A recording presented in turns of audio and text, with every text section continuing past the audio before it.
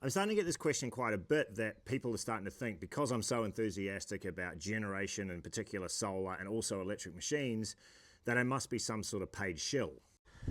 I'm trying to remain as independent as possible, so I've never accepted any money from any electricity companies, solar companies, anything like that. Quick story, in 2008 I moved to Sydney. I built a technology startup which I sold in 2019, which gave my wife Rebecca and I an opportunity to move back to Aotearoa, New Zealand, and to buy a farm. And because we were starting this cherry orchard from scratch and essentially planting 9,300 trees, we had none of the machinery that we needed to run a commercial cherry operation, so we had to buy it all. I'm an entrepreneur who loves technology, and my wife is a financial controller who loves to make sure that we're making the right financial decisions for our business. Basically what we did is we just did the lifetime cost comparisons between electric machines and diesel machines to work out what was the best decision to make. In most cases it checked out really well, and in some cases the technology just wasn't available in New Zealand, the prime example being my electric tractor.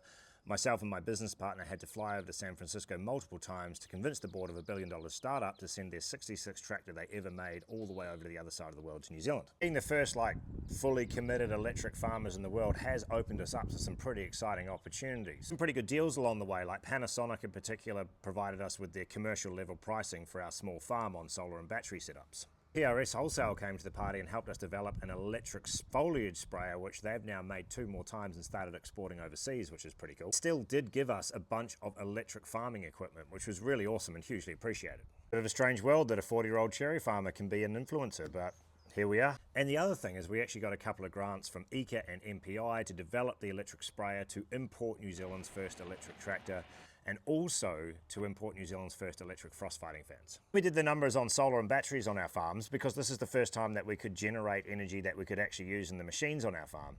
And the ROI was just amazing. When you think about it, it makes sense, right? Generating energy within New Zealand and generating energy on your own house, on your own farm, and using that is going to be far, far cheaper than buying energy from the Middle East. And I worked out that I could generate electricity on my farm and electricity on my home at far, far cheaper prices than what I can buy it from New Zealand's electricity grid. Started jumping up and down about this, only to be told by many different people in Wellington that solar doesn't have a strong role to play in New Zealand's energy system.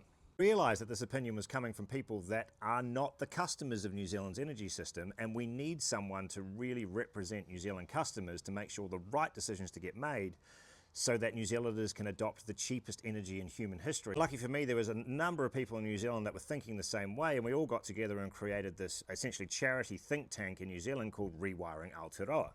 And then we managed to convince some really high-profile New Zealanders to fund us essentially to do this work to represent the customer. So I am funded to be the chief executive of this think tank, which is all about rapidly electrifying New Zealand to bring down our emissions, to lower our energy costs, and most importantly, fix our economy and stop those millions and millions of dollars every day going overseas by generating the energy right here ourselves in New Zealand. So I'm hugely motivated to do what's in the best interest of New Zealand. I love this country. I love farming in this country. I see farmers, I see households as being a massive unlock for a fairer energy system, which transforms our economy and transforms our society way faster than is currently happening, ultimately saving us money and bringing down our emissions so that we can be world leaders on climate.